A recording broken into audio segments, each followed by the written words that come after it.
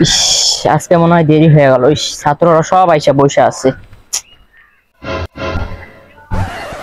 বাচ্চারা, তোমরা সবাই কেমন আছো? আলহামদুলিল্লাহ স্যার, আমরা ভালো আছি। আপনি দেখে মনে হচ্ছে আপনি খুব খারাপ আছেন স্যার। ধ্যাৎ, আমি কি বলতে বলছি তোমাদের যে আমি ভালো আছি না খারাপ আছি? আর তোমরা ক্লাসে এসে এইসব কি মোবাইল টিপি করো কেন? আচ্ছা দাও, আমার একজন বই দাও। Lane sir. আর মোবাইলটা বন্ধ করো, মোবাইলটা পকেটে রাখো। বাচ্চারা, হ্যাঁ তোমরা সবাই পড়াশোনা করে এসছো? হ্যাঁ। আচ্ছা, তাহলে কিছু প্রশ্ন করি। আচ্ছা, প্রশ্নটা হচ্ছে, ধরো তোমাকে একটা সিংহ তাড়া করেছে, তখন তুমি কি করবে? স্যার, তখন আমি আর কি করব? পাঁচমি চাকরি টপকে পালাবো। যদি সিংহ দেয়াল টপকে যায় তখন কি করবে তুমি? তখন আমি গাছে উঠে যাবো স্যার। তখন সিংহ যদি গাছে উঠে যায়? তখন আর কি করবো স্যার? রাস্তায় পুকুরে লাফ মারবো, এই সাঁতার কেটে পালাবো।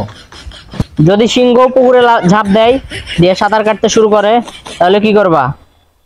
স্যার, আপনি কি সিংহর পক্ষে না আমার পক্ষে? আচ্ছা আচ্ছা, তোমার পক্ষেও না সিংহর পক্ষেও না, তুমি বাদ। তুমি বলো, ধরো তোমাকে 10টা আলু দিলাম আর 7 জনকে ভাগ করে দিতে বললাম, তাহলে তুমি তাদেরকে সমান ভাগে কিভাবে ভাগ করে দিবে?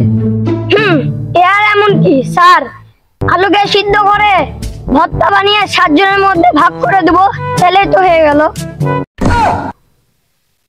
এই গণিতের মধ্যে আবার সিদ্ধ করা যায় আলু?